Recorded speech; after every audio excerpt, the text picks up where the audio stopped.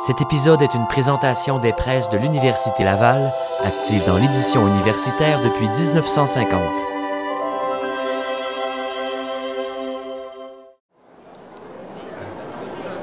Mon premier salon du livre, c'était en 2004.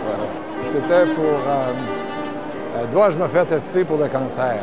Et peut-être pas, voici pourquoi. Ça, là, c'est défrisant pour les docteurs, OK? Mais en même temps, c'est très, très, très éclairant. Là, le médecin comprend comment il peut arriver qu'à son insu, il soit le porteur du mal. Bon.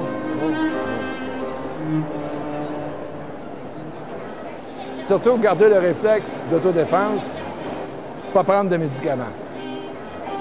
Je suis persuadé que quand les médecins vont lire cet ouvrage-là, ils vont avoir la même réaction que moi. Dans bien des cas, je pense qu'il y en a qui vont y trouver du soulagement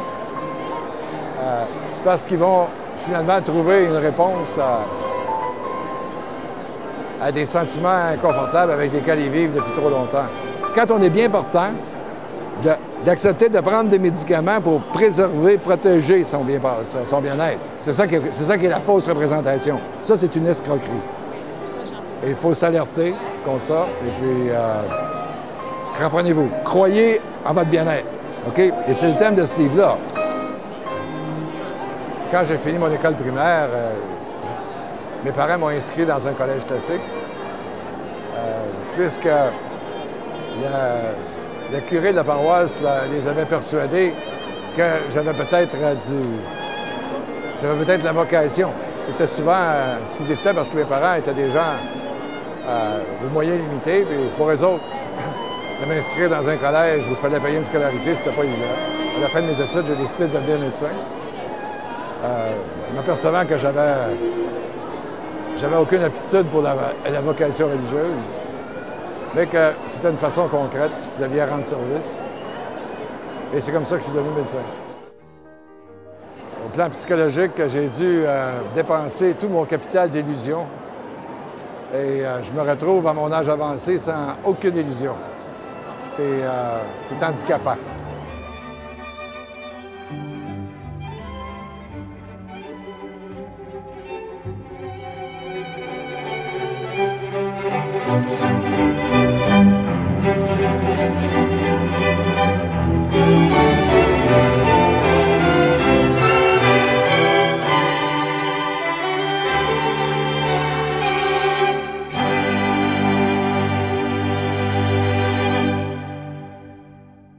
Aujourd'hui, la différence, c'est que on a l'impression qu'il y a une multiplication des percées alors que c'est pas vrai.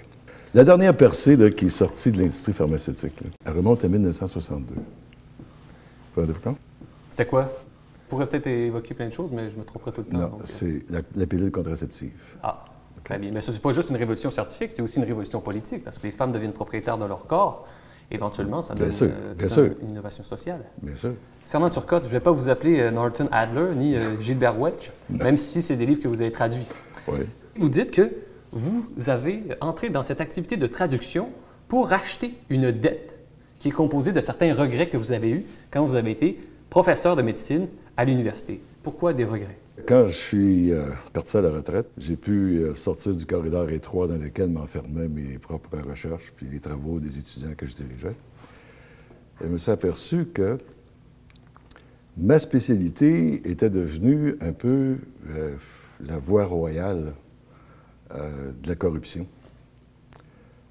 On persuadait les citoyens d'adopter toutes sortes de conduites de prévention primaire, mais notamment fondée sur la consommation de pilules, ce qui est gravissime, puisque les conditions qu'on doit remplir pour rendre ça possible sont tellement difficiles à rencontrer qu'il n'y a vraiment qu'une seule maladie pour laquelle la prévention primaire fondée sur la consommation de pilules est justifiée, c'est la prévention du paludisme, pour laquelle on conseille aux gens de prendre la quinine avant leur voyage, pendant leur voyage, puis au retour. Mais l'hystérie actuelle, par exemple, concernant le cholestérol, n'a aucune espèce de justification. Et en gros, vos regrets, c'est d'avoir enseigné des connaissances qui étaient peut-être un peu trop influencées par l'industrie pharmaceutique ou l'industrie du médicament? Moi, j'enseignais aux étudiants en médecine que, de fait, dans leur pratique, la société s'était dotée de mécanismes qui mettaient à l'abri de l'exploitation, de la tromperie, du charlatanisme, que lorsqu'ils prescrivaient un médicament, il faut avoir confiance qu'il avait été validé correctement et que l'utilisation qu'ils en faisaient avait été soigneusement mesurée et qu'ils pouvaient se fier à la littérature scientifique, que le problème était de la lire correctement. Mais dans les faits, ça, là, je les ai trompés en leur enseignant ça. Puisque aujourd'hui, on sait que la littérature scientifique en médecine est presque systématiquement corrompue. Mais quand vous dites que la littérature est corrompue, il y a une partie de la littérature qui concerne certains médicaments qui n'est pas trop fiable parce qu'il n'y a pas assez de vérifications qui sont faites. Mais il y a quand même d'autres médicaments qui sont assez efficaces, là. Vous ne pouvez pas dire le contraire. Non, bien sûr. Il faut dire que la littérature scientifique n'a pas toujours été corrompue comme elle l'était. Et de fait, au cœur de mon enseignement était souvent le désir de doter mes étudiants d'une maîtrise des concepts qui leur permettent de distinguer entre une étude bien faite et une étude mal faite. C'est pas volontairement qu'on réussit mal une étude. Il peut arriver qu'on ait négligé d'étudier un aspect ou deux ou trois, mais le fait que, comme chercheur, on soit tenu, on soit astreint à l'obligation de garder nos données primaires accessibles à n'importe quel chercheur de bonne foi qui en fait la demande, nous donne une espèce de garantie que si on s'est trompé, ça va finir par être reconnu. Et c'est comme ça qu'on fonctionne dans l'ensemble d'activités scientifiques. Mais ce n'est plus vrai en médecine. L'accès aux données primaires pour toutes sortes de motifs, mais surtout des motifs d'intérêt commercial, fait que les données primaires ne sont pas accessibles, sous prétexte qu'il faut protéger la confidentialité, qu'il faut protéger ci, il faut protéger ça, mais dans les faits, tout ce qu'on protège, c'est les malhonnêtes. Donc, les données primaires, ce sont les données initiales sur lesquelles on fait ensuite des études. Exact. Parfait. Donc, vous avez des sérieux doutes sur une partie de la littérature scientifique. Oui. Est-ce que, néanmoins, il y a d'autres revues ou d'autres domaines où vous vous permettez d'aller lire justement pour vous informer en tant que médecin? Mais bien sûr, il reste des sources, mais elles ne sont pas si nombreuses que ça. En langue française, il n'y a vraiment qu'une source qui soit absolument fiable, et c'est le périodique Prescrire, publié en France par un regroupement, l'association Mieux Prescrire, qui regroupe des médecins, des pharmaciens, des sages-femmes, des professionnels de la santé de langue française, qui publie un périodique mensuel dans lequel il n'y a pas une ligne agate de publicité commerciale. Et de fait, c'est un périodique qui a eu raison avant tous les autres périodiques il y a longtemps. Et ça se maintient, ça continue. En langue anglaise, on en est réduit à une demi-douzaine de sources absolument fiables. C'est pas beaucoup, ça. Quand on regarde, il y a des centaines de titres qui paraissent. Mais même les titres phares, comme le New England Journal of Medicine, par exemple, depuis 15 ans, ils ont perdu 2 rédacteurs en chef qui ne se sont pas contentés de démissionner. Ils se sont donné le mal d'écrire un volume pour expliquer pourquoi ils démissionnaient. Okay. Et dans les 2 cas, c'était le même motif. Ils ont démissionné parce qu'ils se trouvaient incapables de garantir l'honnêteté de ce qu'ils étaient contraints de publier. Pas rien. Et presque tous les grands périodiques, le British Medical Journal, le Lancet, le Journal of the American Medical Association, se sont tous fait rouler dans la farine à un moment donné. Tous leurs mécanismes de contrôle ont été déjoués. Et puis, se sont trouvés confrontés à la nécessité de rétracter des articles. Par exemple, quand on pense que le médicament ordonnance le plus consommé au Canada en 2009 était inutile pour 98 % des gens qui le consomment. C'était quoi ce médicament? C'est le médicament contre le cholestérol. Comprenez-vous? C'est-à-dire qu'on donnait ce médicament-là pour rien, de manière préventive à des gens qui auraient pu développer des problèmes de santé, peut-être. C'est-à-dire qu'à l'origine, ce qui a servi à autoriser la mise en marché des statines, c'est la démonstration de la capacité de ce produit-là de réduire le risque d'un 2e infarctus. quand une maladie coronarienne est bien installée. Mais ça, là, c'est 2 de la consommation qui s'explique comme ça. Pour l'essentiel, là, on utilise ce médicament-là hors autorisation de mise en marché, selon des indications pour lesquelles il n'a pas été validé. Et c'est un médicament qui est coûteux, puis c'est un médicament qui est toxique. Et en 2009, pour cette seule molécule-là, au Canada, on a dépensé 2 milliards de dollars pour cette seule molécule qui, si vous voulez, produit aucun des avantages que les gens s'attendent de ceci et qui, finalement, dérègle un métabolisme fondamental dans notre corps, la synthèse du cholestérol intrinsèque. Une molécule dont on a besoin pour réparer nos cellules, notamment les cellules nerveuses, et puis aussi qui sert de noyau pour plusieurs de nos hormones. Or, les hormones sont des éléments importants de la biologie humaine. Puis les gens sont venus à penser que on consomme des statines et puis, je veux dire, on est protégé contre la maladie cardiaque. Docteur Turcotte, dans votre traduction de Welsh, on lit que peut-être le plus grand défi dans l'avenir pour les systèmes de santé, ça va être de lutter contre cette tendance lourde qui est celle du surdiagnostic. Mais dans le cas du surdiagnostic, le problème est un petit peu différent. Il y a vraiment deux grandes sources, si vous voulez, d'explication de le surdiagnostic. Une partie du problème est liée à la grande méconnaissance dans laquelle nous nous trouvons de l'histoire naturelle de certaines lésions.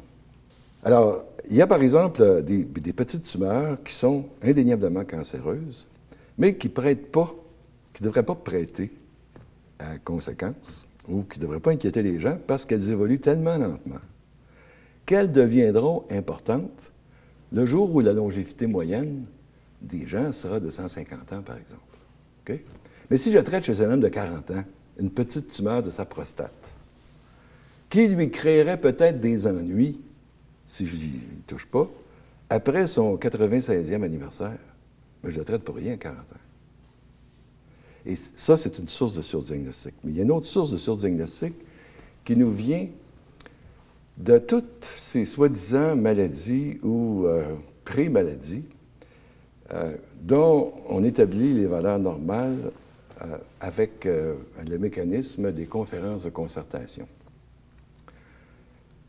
C'est pas bête de penser que, quand on ne sait pas exactement de quoi on parle, si on réunit autour d'une table des gens qui sont connus pour avoir contribué au développement des connaissances dans ce domaine-là, que de cette confrontation va sortir l'étincelle qui va nous permettre de comprendre. Les médicaments sont devenus la troisième cause de mortalité. Ça, c'est colossal, c'est ahurissant de penser ça. Et puis, les précautions dont on s'est doté sont contournables. Et elles sont contournées. Vous avez parlé du cancer de la prostate, qui peut être surdiagnostic. On traite des gens qui ont un cancer bénin, qui évoluerait lentement et donc ils finiraient par mourir d'autre chose que d'un cancer de la prostate. Et donc, on leur enlève souvent une partie de la prostate. Ça peut donner des problèmes d'incontinence, des problèmes de dysfonction érectile. Oui. C'est un exemple. Dans les livres, vous parlez aussi des pontages coronariens qu'on fait de façon préventive. Oui. C'est quand même des grosses opérations qu'on fait pour prévenir des maladies qui peuvent ne pas arriver. Mais bien sûr, c'est tout le problème du surdiagnostic qui est devenu le principal problème de tous les services de santé de tous les pays riches. Le surdiagnostic appelle le surtraitement. Puisque le médecin qui est confronté avec un diagnostic ne peut pas faire comme s'il n'existait pas. Là. Pour lui, là, ça engage son obligation professionnelle d'aller plus loin et de proposer un traitement. Et quand on regarde l'état de crispation culturelle qui caractérise nos sociétés en rapport avec le cancer, par exemple, le cancer, précisément parce que c'est une maladie sérieuse, il faut arrêter d'en avoir peur, de manière à être capable d'envisager toutes les alternatives raisonnables quand ceci frappe. Or, l'idée même qu'il y a des cancers qu'on ne devrait pas traiter, ce que dit Adler dans Repenser le vieillissement, quand un homme célèbre son 60e anniversaire, il devrait postuler qu'il fait un cancer de la prostate. Et il répond à ça, et puis après, il répond à sa question, haussement d'épaule. Il n'y en aura aucune personne par 1000 qui en périra prématurément. Quand on regarde des autopsies faites chez les hommes qui sont morts d'accident, donc pas de maladie de la prostate, là. Ils se sont ramassés chez le coroner, puis il faut faire une autopsie pour établir la cause précise de leur décès.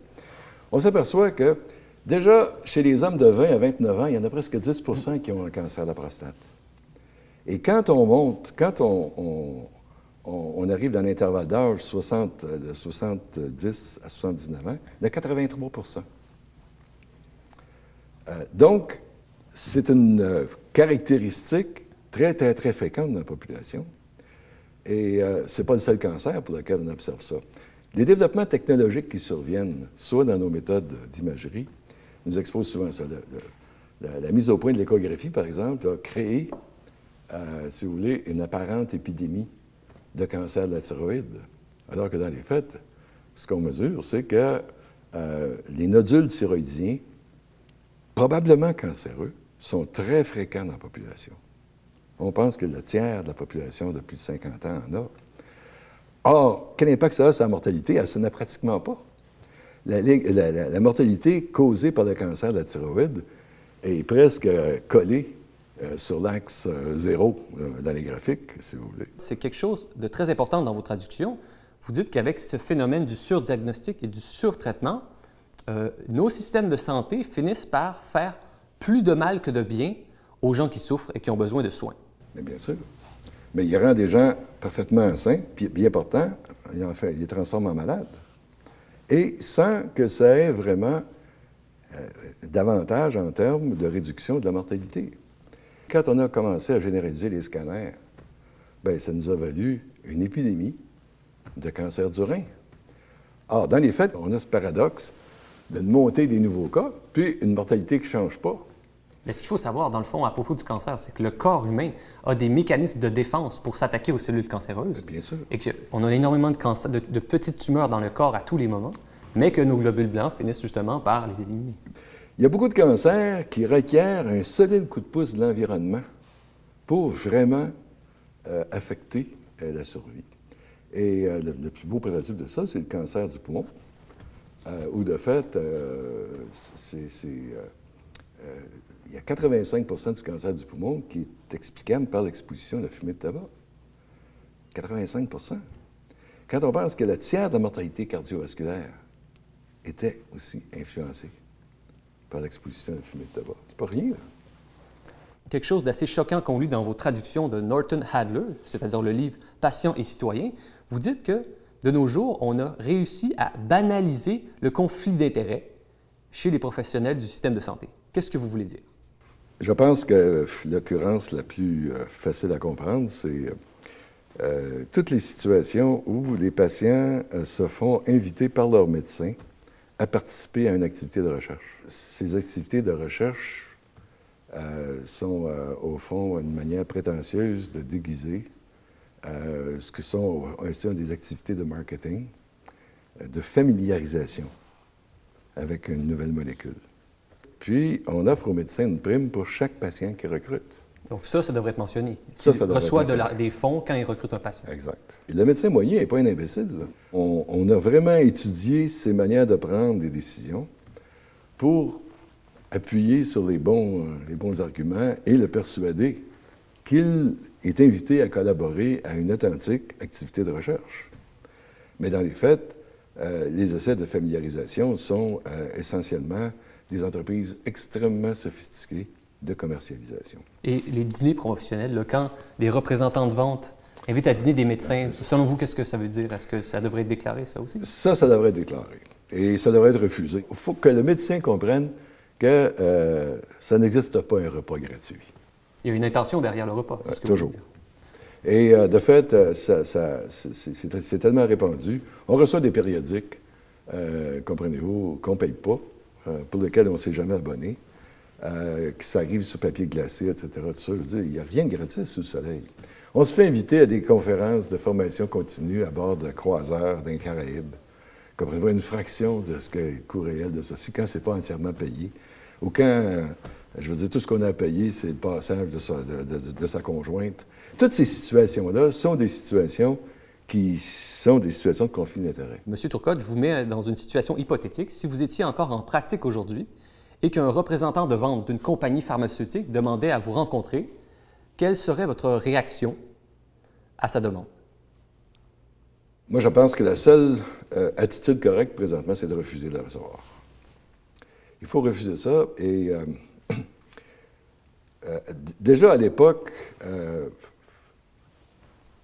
on n'était pas formellement alerté dans le cadre de notre enseignement contre ces pratiques-là. On aurait dû l'être. Puisque déjà, il existait des données qui renseignaient que, vous savez, quand on accepte quelque chose de quelqu'un d'autre, ça a un impact. Et prétendre que ça n'a pas d'effet, c'est naïf. Docteur Fernand Turcotte, le dernier livre que vous avez traduit porte le titre « Patients et citoyens, réformer le système de santé dans l'intérêt du patient et non du système ». Donc aujourd'hui, une personne qui est malade, est-ce qu'elle peut espérer avoir un rôle actif dans la définition des grands programmes de santé du gouvernement ou même dans la façon dont fonctionnent les hôpitaux? C'est l'objectif de l'ouvrage, de persuader les citoyens que, de fait, quand ils deviennent patients, ils n'abandonnent pas leurs responsabilités de citoyens. Et qu'il faut qu'ils soient très attentifs, revendiquer leur souveraineté de citoyens, même quand ils sont gravement atteints. L'expérience nous montre que dans tous les pays riches, actuellement, l'institution médicale est en situation de faillite éthique. Le patient a le droit et le devoir d'exiger d'être mieux informé. Quand on lui propose une intervention, c'est quoi les risques par rapport... c'est quoi le risque de l'intervention par rapport au risque de la non-intervention? Et il faut que le patient soit alerté au fait que nous sommes portés à intervenir. Que donc, il faut trouver le moyen de nous freiner. Dans certains cas, il faut réhabiliter la noblesse de la non-intervention. Il faut que nos citoyens reprennent une partie du contrôle de ce qu'on leur propose. Et c'est d'autant plus justifié que, d'abord, les citoyens sont beaucoup plus scolarisés qu'ils l'étaient dans le passé. Et ça va prendre collectivement, au fond, on est en train de se faire montrer l'horizon avec la crise fiscale. Le problème des systèmes de santé, il coûte cher. Et on sait qu'aujourd'hui, les médecins, même au Québec, peuvent gagner un salaire extrêmement élevé. On dit à peu près 8 fois le salaire médian. Ouais. Un radiologiste gagne peut-être 3/4 de million en salaire. Est-ce que vous trouvez que le salaire des médecins finit par être un des plus grands problèmes au financement du système de santé lui-même? Si vous me posez le problème de la rémunération des médecins, il est sûr que le mode de rémunération qu'on utilise pour payer les médecins a de l'impact sur l'économie d'ensemble. Pour les médecins qui sont installés en cabinet, de fait, c'était logique de les payer à la pièce, de les payer à l'acte, comme on fait. Mais pour tous les médecins qui, pour exercer leur art correctement, dépendent d'une infrastructure qui est tellement lourde que c'est la société qui doit la payer, parce qu'elle se retrouve à l'hôpital ou n'importe quoi d'autre. Ces médecins-là, on pourrait envisager de les payer autrement. Ce serait plus logique de les payer au salariat. Au salaire, puis tirer profit des gains de productivité qu'ils font dans leur milieu. Ouais, ça veut dire qu'il faut repenser le système de fond en comble, mais vos livres participent à ça, entre autres. Vous êtes un peu un sommeur d'idées en traduisant les livres de Norton Adler et de M. Welch, que vous avez rencontrés. Ce sont eux les vrais sommeurs d'idées. Moi, je fais le travail facile là-dedans. De rendre accessible leurs préoccupations aux francophones, c'est beaucoup plus facile à faire que le génie dont ils font preuve en écrivant des ouvrages aussi conviviaux, qui sont aussi abordables pour le grand public que pour les médecins, qui sont dépourvus de jargon. C'est à la portée de n'importe qui a déjà lu un roman policier. C'est notre obligation professionnelle d'aller là où les faits nous mènent.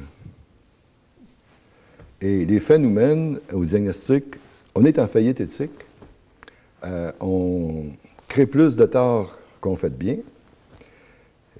L'extraordinaire explosion de la longévité est d'abord due à l'amélioration générale des conditions de vie, de la prospérité générale, des conditions de travail, et non pas aux percées médicales, qui sont indéniables. Ils sont indéniables. Mais, de fait, leur impact sur le phénomène qui est d'intérêt pour le monde, OK? De vivre le plus longtemps possible en santé.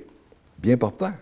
Vous vous rappellerez que l'extraordinaire autorité qu'on a confiée à l'institution médicale en matière de gestion de la souffrance humaine remonte à 2 siècles. Et cette autorité-là, on l'a donnée à la profession médicale à condition qu'elle sorte la souffrance humaine du confessionnal, qu'elle affranchisse, deuxièmement, des sciences naturelles, des entraves apportées par les dogmes, et que, troisièmement, la souffrance humaine, on en cherche la cause, l'explication dans la physiopathologie. C'est vrai pour une grande partie de la souffrance humaine. Il y a une grande partie de la souffrance humaine pour laquelle il n'y en a pas d'explication dans l'ordre physiopathologique. Et quand c'est le cas, cette souffrance-là ne relève plus de la compétence de la médecine. Il y avait un parallèle entre l'augmentation des prescriptions de psychotropes de 2e et 3e génération avec une augmentation, si vous voulez, de la maladie mentale. Comme si la médication créait la maladie. Et ça, là, au fond, on est dans une situation qui est tellement détériorée que, vraisemblablement, il va falloir faire une évolution.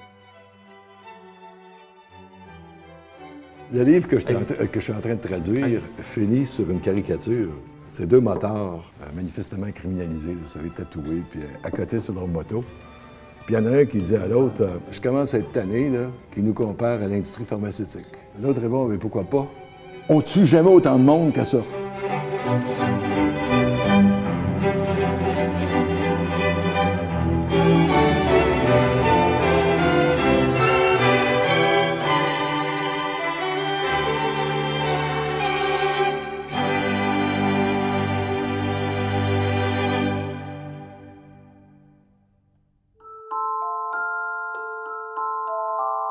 Cet épisode est une présentation des presses de l'Université Laval, active dans l'édition universitaire depuis 1950.